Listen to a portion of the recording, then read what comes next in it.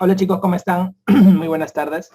Continuando esta parte del síndrome de Mirici, nos habíamos quedado en las complicaciones. ¿Qué tenemos que llevarnos? Bueno, básicamente, cuando nosotros estamos viendo que la vesícula está inflamada con una piedra dentro, la vesícula, una de esas complicaciones es buscar una comunicación para poder eliminar la piedra. Si no sale por adelante, sale por atrás, dicen. Entonces busca de manera una comunicación entre la vesícula y la vía biliar.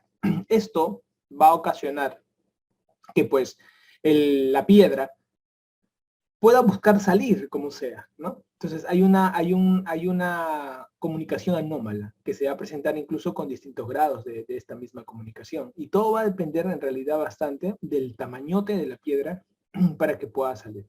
Hay varios tipos dentro del síndrome de Mirici, que seguramente ustedes lo revisan cuando pasan visita en la rotación de cirugía.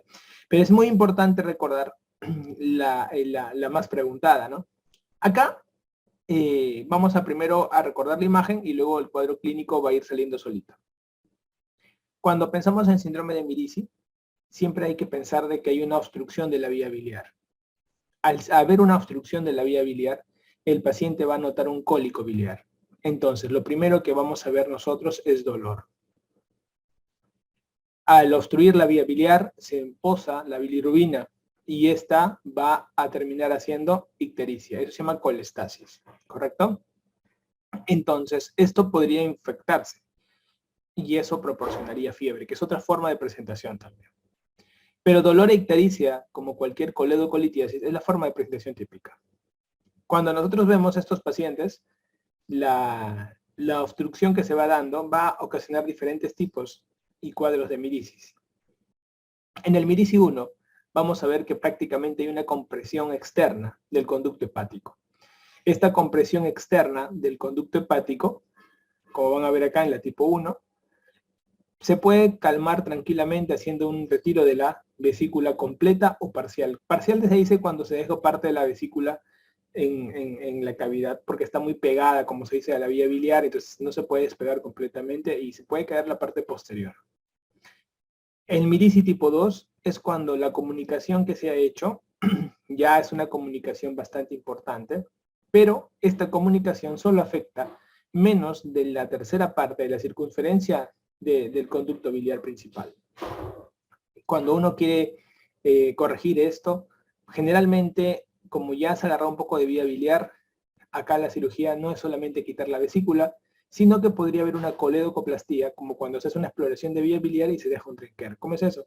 Generalmente es cuando tú retiras la vesícula, tú la ligas y luego prácticamente en esta comunicación se le deja el drenker. El drenker es un dren una forma, tiene forma en T y lo sale por la pared abdominal, ¿no?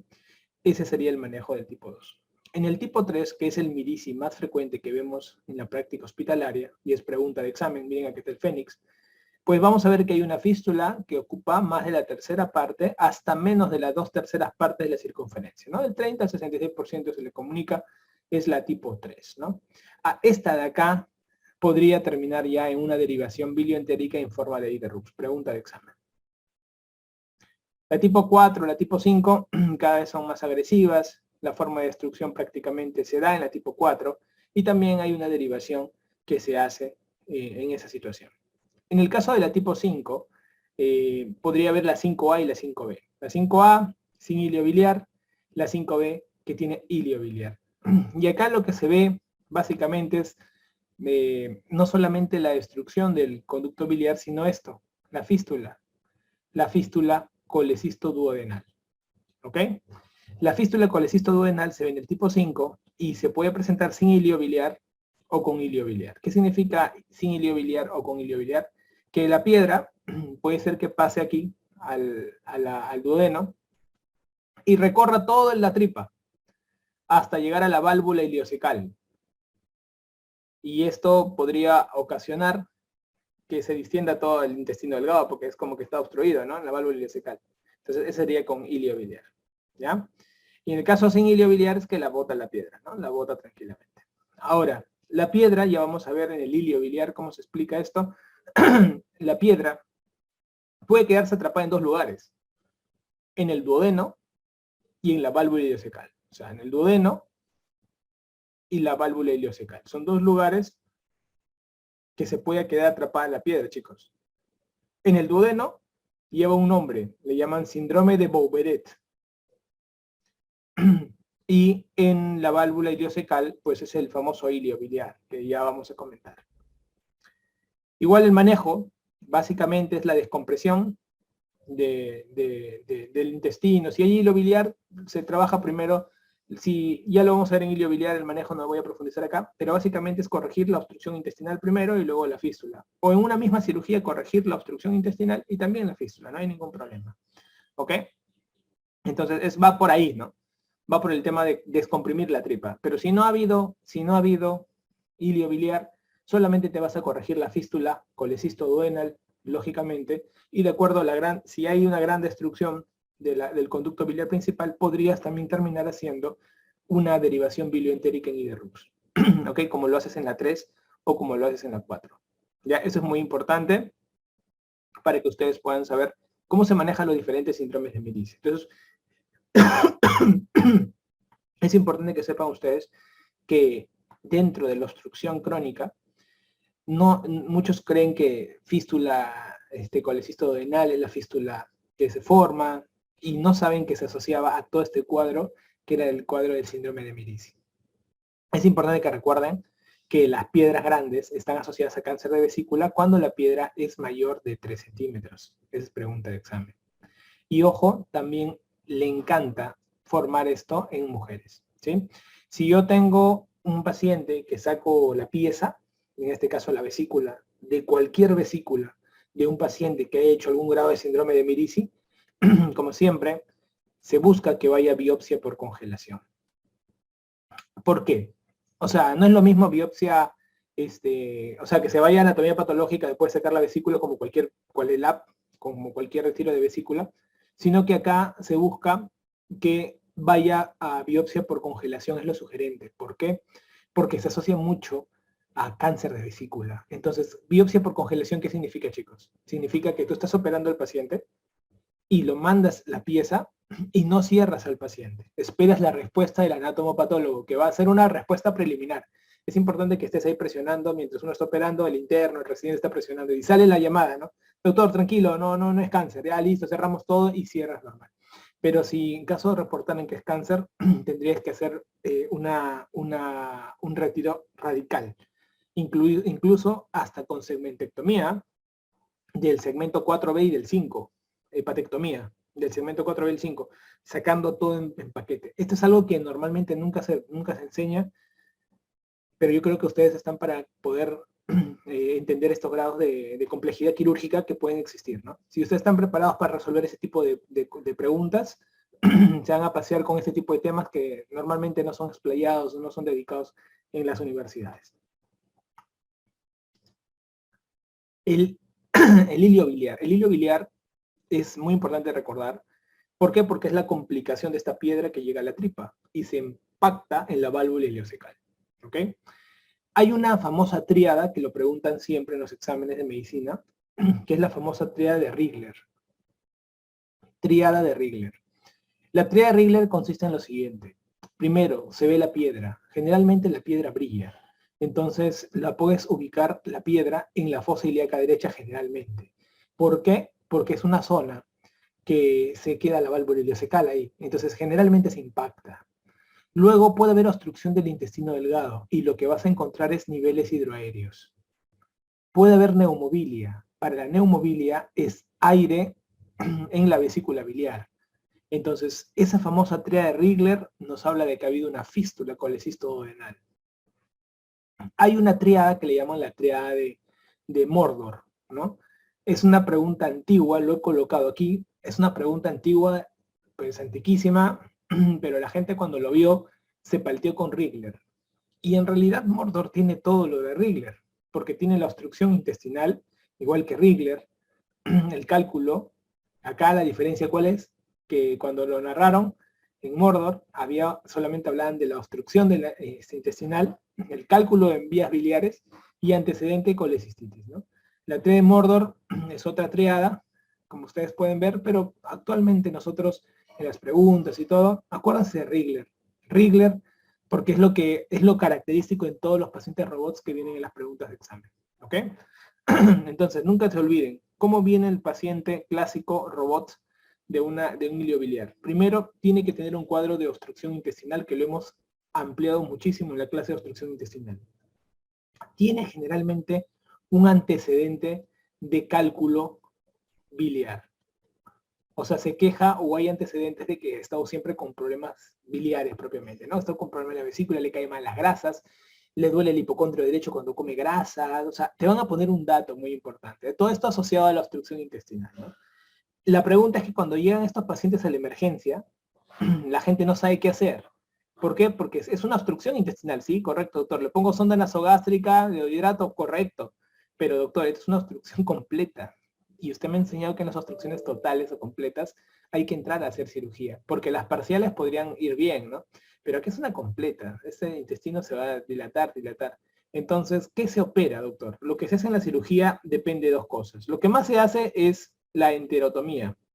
Se corta el intestino, se saca la piedra y se cierra el intestino. Así de sencillo. O sea, lo que la mayoría hace es enterotomía y en un segundo tiempo, ya la corrección de la fístula, que está arriba, ¿no? Corrección de la fístula colecisto-duodenal. Esto es lo que se hace generalmente. Se soluciona la emergencia del problema, digamos, por el cual llegó a emergencia y luego ya la fístula. Pero también hay otra opción, que hagas las dos cosas a la vez. Que hagas la enterotomía y lo otro que hagas es una corrección de la fístula. Es más, demora un poco más. A veces el paciente no está en un adecuado estado general para poder hacerlo. Entonces, pero existen las dos posibilidades, con bastante evidencia científica en, digamos, en el manejo entre una y otra. Así que eso quiero que lo recuerdes. Ahora, ya hemos dejado hablar del mundo de la vesícula y sus complicaciones. Ahora tenemos que entender la vía biliar. ¿Qué pasa con esa piedra que sale de una bolsa, que es la vesícula biliar, y va a caminar y va a ir por la vía biliar? Es importante que ustedes aprendan a reconocer la coledocolitiasis. O sea, no estudiar a la coledocolitiasis como una enfermedad estática, sino cuando yo hable de colédoco, en su mente, en estos momentos, debe aparecer un paciente. Y ese paciente debe estar frente a ustedes, a su lado. Y ustedes reconocer y mirarlo y decir, aquí estoy con un paciente con coledocolitiasis. Cuando una persona, un estudiante de medicina, se enfrenta a un examen de competencias donde tienes un montón de temas, ustedes tienen que recordar que ustedes son como la Matrix. Ustedes pueden mirar y aparentemente no hay nada, ¿no? Entonces, pero pueden estar viendo pacientes apenas narren la pregunta. Es una técnica muy interesante de poder visualizar la pregunta. Ustedes escuchan los signos clínicos del paciente y comienzan a sacar las palabras clave. Luego de eso, en su mente va generándose un diagnóstico. Ese diagnóstico cobra vida y cuando ustedes voltean, miran al paciente que está parado junto a ti. Y es como que estuvieras mirando todo el cuadro. Y en ese momento trata de imaginártelo. Trata de visualizar lo que estás leyendo. Si tiene ictericia el paciente, imagínate una persona al costado tuyo con ictericia. Si el paciente se queja de dolor, imagínate lo que se está tocando el hipocondrio derecho. Si ustedes comienzan a jugar con esas visualizaciones de los pacientes, el día que vengan o pasen visita o tengan consulta, el paciente comienza a hablar e inmediatamente aparece un paciente al costado. Y ya como que lo has visualizado todo y te vas, como se dice, de frente al diagnóstico y al manejo. Es una buena técnica cuando uno está estudiando en el pregrado y todavía no ha visto pacientes, para poder familiarizarlo. A eso se llaman los pacientes robots. Los pacientes robots cobran vida cuando uno ya va al hospital y comienzan a mirar de que eran robots, porque en los hospitales hay una mezclita de todos los pacientes. Pero para las preguntas de examen, no importa que uno tenga muchas cosas, lo que importa es estudiar bien el componente del paciente robot. Es importante recordar que de las coledocolitiasis, 10 a 15% de ellas vienen de colelitiasis, o sea, vesículas que tienen piedras terminan generando conductos biliares llenos de piedra. Y esto es muy importante, porque nos va a decir que cuando veamos una pregunta de examen en un paciente que tenga ictericia, y si nos dicen que la vesícula tiene piedras, es probable que se deba esa coledocolitiasis a ese paciente, a esa vesícula que tiene piedras. O sea, te está dando datos la pregunta. ¿Por qué? Porque van a ver ustedes que 10 a 15% lo tienen. Incluso algunas series llegan a hablar de 20% de los pacientes que tienen piedras en la vesícula terminan haciendo algún cuadro de coledocolitiasis. Es importante entonces recordar dentro del mundo etiológico que nosotros podemos recordar que hay una coledocolitiasis que se llama primaria y hay una coledocolitiasis que se llama secundaria. La secundaria, chicos, es que tú has tenido una vesícula, por ejemplo, en este caso, con piedras, y por eso que tú tienes el problema en la vía biliar, ¿sí? La coledocolitiasis. Y se habla de primaria cuando la piedra se forma en la misma vía biliar, sin haber venido de la vesícula. Y las primarias, chicos, van a ver que se relacionan mucho a algunas enfermedades, como la fibrosis quística, por ejemplo, es una enfermedad. O los pacientes que se alimentan por la sangre, o sea, por la vena, mejor dicho, la nutrición parenteral total, son uno de los grandes formadores de piedras directamente en la vía biliar. Es el famoso cuadro del barro, ¿no?, que se forma. Hay un concepto con respecto a que en las preguntas de examen a veces vienen los famosos post-ColeLab. ¿Cómo es eso, doctor? Imagínate que te pongan una pregunta de examen donde te dicen que el paciente ya le han quitado la vesícula y aparece con una ictericia pasada unos meses. ¿Esto qué quiere decir? Que podría ser de que hay una piedra que se haya quedado, ¿no? O puede ser que hay una piedra que se haya formado, ¿no?, en la misma vía biliar. Por eso que cuando tú ves un paciente que ya te preguntan que ya ha sido sometido a una ColeLab, lo primero que tienes que tú pensar es diferenciar. ¿Esto es una residencia o es una recurrencia? ¿Por qué? Porque ¿qué pasaría si el paciente es un recurrente? Recurrente significa que es un paciente que tiene menos de 2 años de haberse operado la vesícula y el paciente tiene, o mejor te lo pongo con otros términos para que tú lo asocies. Post-ColeLab, acuérdate, menos de 2 años y más de 2 años. Menos de 2 años, nosotros vamos a echarle la culpa a la vesícula. Le decimos que es un caso de residualidad. O sea, esto fue porque probablemente quedó la piedra. Eso se llama residualidad. En cambio, cuando han pasado más de 2 años de que a ti te han sacado la vesícula, y ya pasaron 2 años, 3 años, de repente 4 años, pero han pasado más de 2 años, y tienes una piedra en la vía biliar, en el colédoco, entonces esto ya no se habla de que fue residual. Esto se llama que fue de novo, o originalmente así nació, de novo, ¿ya? Entonces, esto es importante porque muchas personas, cuando vienen post-ColeLab, les preguntan a ustedes qué método diagnóstico se utiliza más, ¿no? Eso es un dato muy importante. ¿Cuál sería el método que más se va a utilizar? Y el método que más se utiliza es la colangioresonancia magnética nuclear, ¿no? Es el método que permite estudiar a los post-ColeLab y ver si de verdad se ha quedado una piedra de manera residual. Es un dato que hay que tener en cuenta. Cuando el paciente viene con la clínica, ¿qué es lo que tenemos que buscar en el paciente? Ya les pusimos, ¿no? Siempre el dolor en hipocondrio derecho. Es característico. Y lo otro característico es que el paciente puede ponerte incluso que tiene un cuadro de ictericia bien manifiesto. A veces no te lo ponen directo y te pueden decir que el paciente tiene la orina cargada. Es otra forma indirecta de decirte que el paciente tiene ictericia, ¿correcto? Puede ser que te pongan también otra forma, ¿no? Te voy a poner manifestaciones indirectas que podrían estar parte de esto, ¿no? Otra forma es las famosas heces pálidas, ¿no?, que es importante recordar.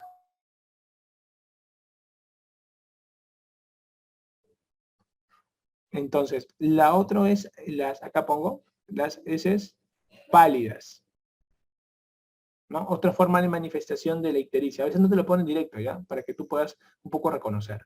Entonces, doctor, usted me está diciendo que cuando a mí me pongan un paciente que tiene dolor en hipocondrio derecho y viene ictericia, yo tengo que pensar en coledocolitiasis, correcto.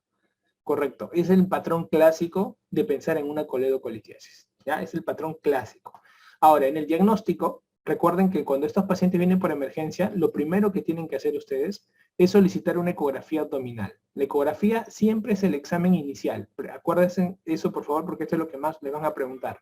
¿Cuál es el examen inicial? ¿No? El menos invasivo, el menos costoso, el más barato. Siempre, acuérdense, preguntas de pregrado apuntan a lo más barato. preguntas para la residencia apuntan cosas más caras. Y eso siempre es una consolidación. ¿Por qué? Porque al pregrado se le prepara para el primer nivel de atención, el CEDUMS. Entonces siempre acuérdense que van por ese lado. Entonces, pero doctor, esto es el inicio, pero yo sí quiero seguir estudiando a ver cuál fue el origen de repente o cuál fue la causa, qué otros exámenes voy a utilizar. Bueno, esos son exámenes de certeza, se llaman. Exámenes de certeza. Los exámenes de certeza te dicen, como su nombre lo dice, certeza, te dicen con más exactitud si de verdad que es una piedra o no es una piedra. Entonces, acá van a comenzar, chicos, acá les voy a dar unas palabras clave para que les pueda a ustedes responder con facilidad a sus preguntas. ¿Por qué? Porque es donde más la gente tiene dudas. Siempre en este temita, este es uno de los temitas dentro de la cirugía general que más dudas se tienen. Entonces, voy a utilizar frases que les va a permitir a ustedes relacionar, ¿ya? Nosotros primero, acuérdense ustedes que no tenemos varios niveles de certeza. Por ejemplo, tenemos la colangioresonancia magnética, es un examen de diagnóstico. Tenemos la ecoendoscopía, ¿ok? Ecoendoscopía, que en la punta del endoscopio tiene un ecógrafo, ¿no? Y se permite ver bien bacán todo por dentro. También tenemos la colangiografía intraoperatoria y también tenemos el CEPRE.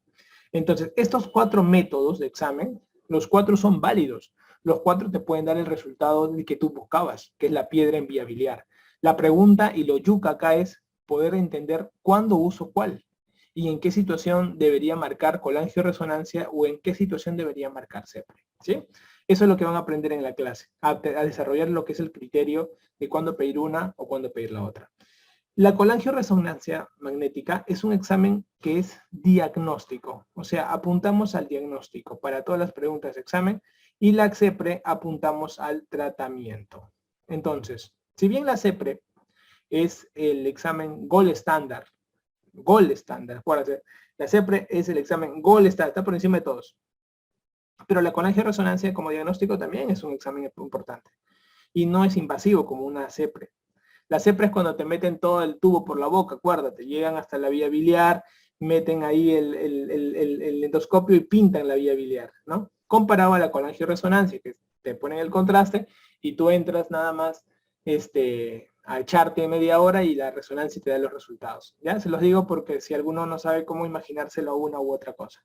Entonces, esta parte es muy importante lo que les digo, porque la colangioresonancia es un examen que no se hace de emergencia. No lo tienen los hospitales. Tienes que pedir cita. Escuchen lo que les digo, ¿eh? Tienen que pedir cita, tienes que hacer, o sea, ¿qué quiere decir esto? Que si yo tengo un paciente que tiene una colangitis, yo no voy a perder el tiempo en una colangioresonancia. Me dejo entender. No voy a perder el tiempo, porque no voy a tenerlo tan rápido. Por eso que la colangioresonancia generalmente está en estados de diagnóstico, en estados de estudio. La palabra es esta, estudio, ¿no? Donde aparentemente no se pinta un cuadro agudo. No pinta agudeza. O sea, que yo me tenga que resolver rápidamente el problema. Ese es un secreto. Lo que les acabo de decir ahorita es el secreto más importante. Hay gente que arrastra estas dudas desde el pregrado hasta el posgrado, ¿no? Los chicos para residentados no saben cómo diferenciarlo. Cuándo colangio, cuándo CEPRE, de verdad, créanme. Y lo van a ver en el Empire 2 cuando se pongan a banquear. Cuando ustedes vean todo que apunte estudio, colangioresonancia. Cuando vean que es algo que no parece agudo, de repente es algo un poco más marcado, más tiempo, entonces tú no pinta, no es como que te están buscando que tú decías ya. En cambio, la CEPRE apunta generalmente algo agudo, ¿sí? Algo que está cantado totalmente, ¿ok? Pinta algo que está agudo, algo que está cantado. Te están diciendo que sí, definitivamente. ¿Qué quiere decir cantado? Te lo pongo en estas palabras para que ustedes lo vean mucho más fácil las preguntas y no de libro, así, ¿no? Como que, doctor, ¿cuál es esto? Cantado significa que te pongan, por ejemplo, un paciente que tiene dolor en hipocondrio derecho, te dicen que tiene vesícula biliar con cálculos, y te dicen que está con dolor y tiene ictericia. ¿Es cantado o no es cantado? Sí, pero doctor, fácil que una piedra en la vesícula se fue a la vía biliar. Ya. A esas situaciones es donde apunta siempre la CEPRE, en las claves. ¿Ya? En cambio, los que no apuntan agudeza, no sé, paciente de 40 años que está ictérica y te piden hacer estudios. ¿Te das cuenta? O sea, así. Y tú dices, colangioresonancia. porque no pinta hueso, generalmente hay que hacer estudio. Entonces, tu criterio ya se va armando, ¿ok? Entonces, eso es muy importante porque las tendencias de los últimos años, las preguntas han sido mucho a ponerlos engorrosos y no saber qué decidir. Entonces, con esto ustedes van a poder decidir facilito todo. ¿Cuándo hacer una ecoendoscopía? Normalmente la ecoendoscopía generalmente se hace cuando la colangioresonancia no es conclusa. O sea, si tengo una colangioresonancia magnética que no es concluyente, ¿no? No es concluyente, teóricamente se podría hacer una ecoendoscopía, ¿no? Teóricamente, ¿sí? No, no es concluyente, doctor, pucha máquina, parecía que era una piedra, parece que es un ampuloma, doctor. O sea, no es concluyente. La colangioresonancia dice, hay que tratar de mejorar, hay que tratar de avanzar, o sea, siempre no es concluyente. Ahí se pide. Esto no se pide de rutina en el Perú, por ejemplo. Así que las preguntas de ecoendoscopía en el tema biliar como que no son muy frecuentes. Más se piden en estómago. ¿Por qué? Porque tenemos el early cáncer y el cáncer avanzado. Entonces, en ecoendoscopía tiene mucho valor en estómago en nuestro país. ¿Ya? Te lo digo porque tenemos que adaptar para el examen y te tengo que enseñar para la vida también. La colangia intraoperatoria se hace solamente cuando todos tenemos duda. Ya lo vamos a ver ahorita en un esquema que te voy a enseñar. Cuando hay duda y estás en SOP. O sea, estás haciendo una colelab y alguien por ahí te dice, doctor, disculpe, la vía biliar está un poco dilatada. Maldita sea. ¿Por qué la vía biliar está dilatada? ¿Quién lo ha estudiado a este paciente? ¿Por qué el doctor se puso nervioso cuando dijeron la vía biliar dilatada? Porque probablemente el paciente, si bien tiene una vesícula con piedra, puede ser que haya piedra en la vía biliar también. Entonces, el problema es que no lo estudiaron previamente. Entonces, en esos casos se utiliza la colangia intraoperatoria.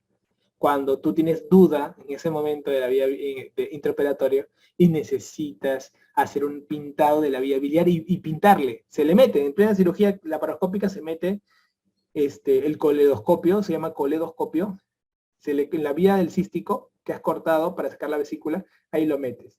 Metes el contraste y ves cómo se pinta, traen un equipo de rayos X para tomar foto, fluoroscopía se llama ese momento, y tú pintas y ves cómo baja. Y si no baja y hay piedra, ahí se vea, la piedra se ve como una zona de sustracción, entonces tú dices, chamada, hay una piedra metida ahí. Entonces te obliga a hacer exploración de vía biliar. Pero si no, no. Y doctor, y tú me preguntarás, ¿no? Doctor, ¿y qué? ¿Eso no lo han estudiado bien? ¿Eso es culpa del interno, es culpa del residente? La mayoría de las veces, porque están presentando a los pacientes y de repente se les pasa, ¿no? Entonces, y nadie se percató y el asistente se confía en su gente, ¿no? Por eso que es muy importante, no importa el año que tú estés en medicina, nunca, nunca confíes en alguien que haya estudiado tu paciente si tú vas a intervenirlo. Tú tienes que estudiar y ver que todo esté en orden. Y si otro lo ha visto, mejor, porque le has pasado pasó por 6 ojos, el interno, el residente y el asistente. Y eso le da más peso a que todo esté mejor planificado. Ese sería mi consejo de vida para ustedes, porque sí nos ha pasado a todos, a mí también me ha pasado, que pasó por uno, pasó por otro, y de repente tú te das cuenta de algunos detalles después. Entonces, un detalle importante, chicos, es cuando ya van a tratar. Cuando van a tratar, aquí es muy importante la toma de decisiones. ¿Ya? Y yo se los voy a enseñar sin que ustedes se memoricen las guías de Tokio. O sea, ¿qué es lo que usamos los cirujanos en la práctica? Esa parte es la que les preguntan a ustedes, pero ustedes como tienen que estudiar la guía de Tokio siempre tratan de todo asociarle a la guía de Tokio. Pero en la práctica, la guía es para que no mate gente. Pero en la práctica vemos la guía y decimos, sí, pues eso es lo que hacemos. Pero lo enfocamos de una manera más práctica. Eso es lo que quiero que ustedes aprendan. Entonces, con respecto al tratamiento, nosotros hablamos de los pacientes de coledocolitiasis de acuerdo al famoso riesgo. ¿Cómo es eso del famoso riesgo, doctor? Hay ciertas palabritas que nos hacen ver que hay más riesgo de coledocolitiasis, riesgo intermedio o riesgo bajo. Ah, qué bacán. Por ejemplo, hay gente que tiene riesgo bajo de coledocolitiasis. Hay personas que tienen riesgo intermedio. Hay personas que tienen riesgo alto. Y estos factores, doctor, del riesgo que usted me está hablando, ¿cuáles, o sea, cómo sacar, pues, ¿no? ¿Cómo decir que este paciente tiene riesgo bajo o riesgo intermedio? O sea, me guío de una tabla, me guío de los criterios, ¿qué es lo que hago? No, básicamente, el truco está que tú primero analices los que tienen riesgo alto.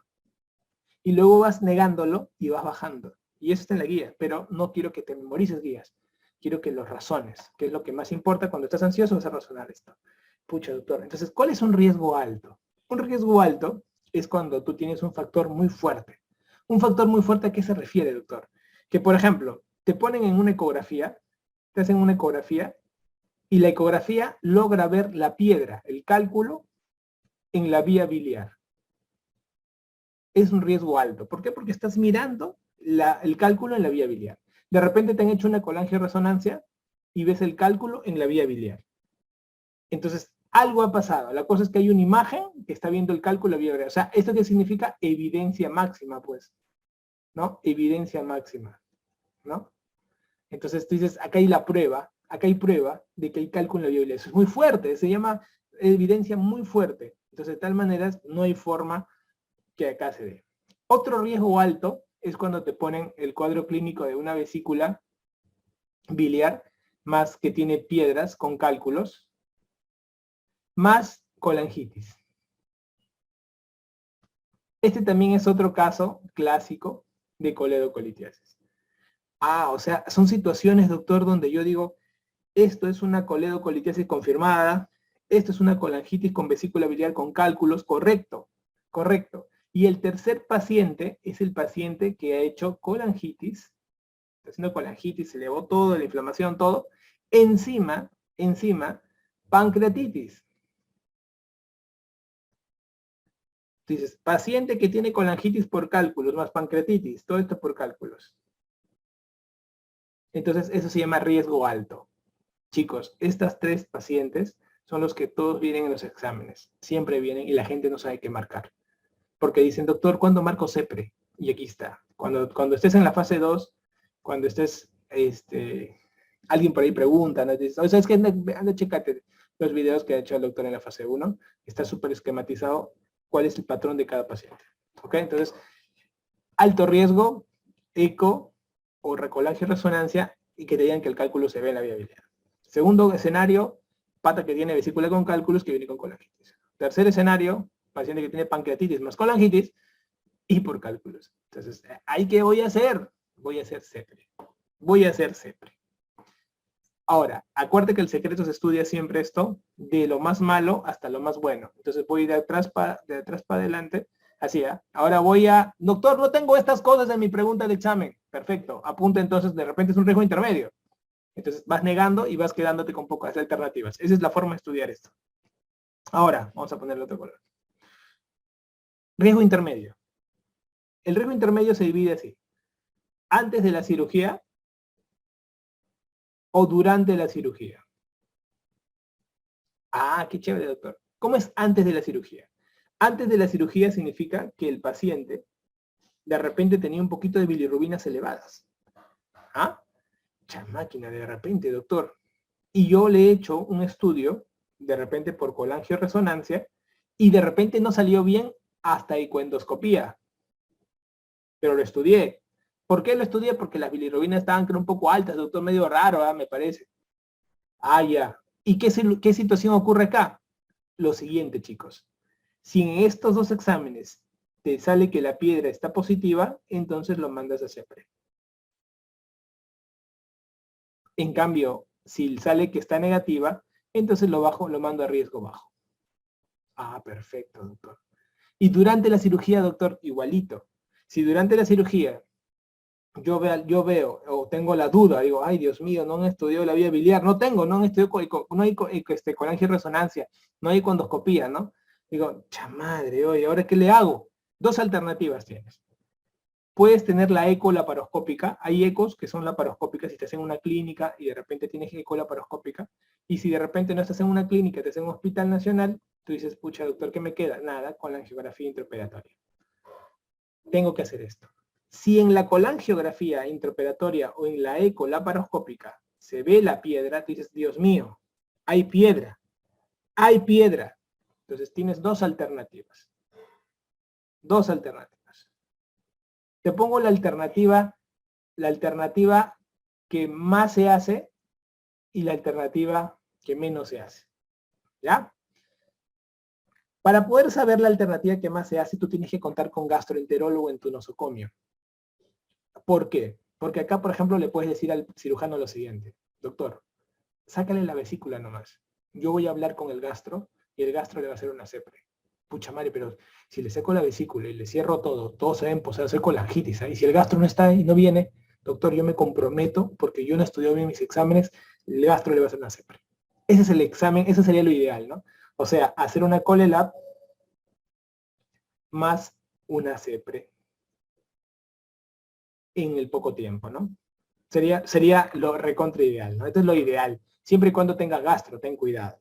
¿Y qué pasa si no hay gastro? De repente tú no tienes ningún contacto con ningún gastro que te ayude. O no hay un gastro que sepa hacer esto en tu hospital. Tú dices, ya me fregué ya. Entonces lo único que te queda nada más es hacer la ColeLab, ¿ok? La colecistectomía, la ColeLab. Ya lo haces y una exploración de vía biliar, ¿no? Más tu drain care. Entonces, es el otro. Por eso que acuérdense, chicos, nunca pacientes que tengan bilirrubinas elevadas o colédocos dilatados se atrevan a poner en riesgo, como se dice, a la gente. ¿Ya? Esto es un dato muy importante. Normalmente, miren, acá les enseño una cosita. Acá les explico así a los chicos, miren. Miren, normalmente, el colédoco tiene una medida, normalmente, ¿sí? Entonces, lo mínimo para que ustedes puedan recordar esto es 6 y 8 milímetros. ¿Cómo es esto de 6 y 8, doctor? Es muy sencillo. ¿Cuántas letras O existen? 3, doctor. Ya. 3 letras. Ya. ¿Cuántas sílabas existen? 4, doctor. 4 sílabas. Perfecto. Acuérdate de Do, del 2. Multiplícalo por 2, multiplícalo por 2. Entonces, un colédoco que no le hayas quitado la vesícula, o sea, un colédoco con vesícula, que es importante, un colédoco con vesícula, esta es parte muy importante, que ustedes lo tengan, va a medir 6 milímetros máximo. Y un colédoco sin vesícula, 8 milímetros máximo. ¿Ok? Entonces, 6 cuando no hay vesícula, sin 8 cuando hay vesícula. ¿Ok? Acá lo pongo, acá. Mejor dicho, perdón. Al revés. 6 con vesícula y 8 sin vesícula. Cuando no tiene vesícula se dilata más. ¿Sí? Doctor, ¿y cómo me acuerdo que 6 con vesícula? Mira, yo lo hago así. Todo, mira, para que veas cómo en momentos de tensión tienes que manejar esto, ¿no? Yo hago así. Para acordarme de mira, como el 6. Lo juntas y parece como el 6. Entonces, con vesícula 6, sin vesícula 8. Si yo encuentro que esto está más dilatado de 6, si tiene vesícula, o está más dilatado de 8 y no tiene vesícula, yo puedo sospechar de que algo anda mal. Esto junto al aumento de la bilirrubina. La bilirrubina normalmente, el valor normal que te entreguen, el laboratorio donde tú hagas, siempre acuérdate que la bilirrubina indirecta es el 80%. Y la bilirrubina directa es el 20%. Cuando la bilirrubina directa se eleva más del 20%, esto significa colestasis. Basta que se eleve incluso un poquito, 21%, ponte. Tú dices, no, algo raro. Estas dos cosas, chicos, tanto A como B, les va a servir un montón a ustedes para poder analizar los riesgos intermedios de colitiasis, porque es muy frecuente en los hospitales y generalmente la culpa la echan al interno. Cuando un paciente tiene riesgo bajo, ¿te das cuenta? Ahora vuelves, ya acabaste los riesgos intermedios. Entonces me voy ahora al riesgo bajo. Cuando un paciente tiene riesgo bajo, muchachos, ¿qué es lo que buscamos nosotros? Si tiene riesgo bajo, lo que hacemos es ColeLab, nada más. ColeLab, ¿ok? Entonces, ¿te acuerdas del pata antes de la cirugía que tú tenías duda, pero le hicieron colangioresonancia y cuando escopía, si hubiera duda de la colangioresonancia y salió negativa, pues se iba para acá, ¿no? Acá, positiva a CEPRE, negativa, se iba como riesgo bajo para que le hagan su ColeLab, ¿sí? Entonces, este esquema es un esquema brutal, responde una cantidad enorme de preguntas, ¿ok? Una cantidad enorme, y va a permitir que ustedes puedan desenvolverse con mucha seguridad en su práctica hospitalaria diaria. ¿Ok? Entonces, esto, acuérdense, dentro del mundo de las coledocolitiasis.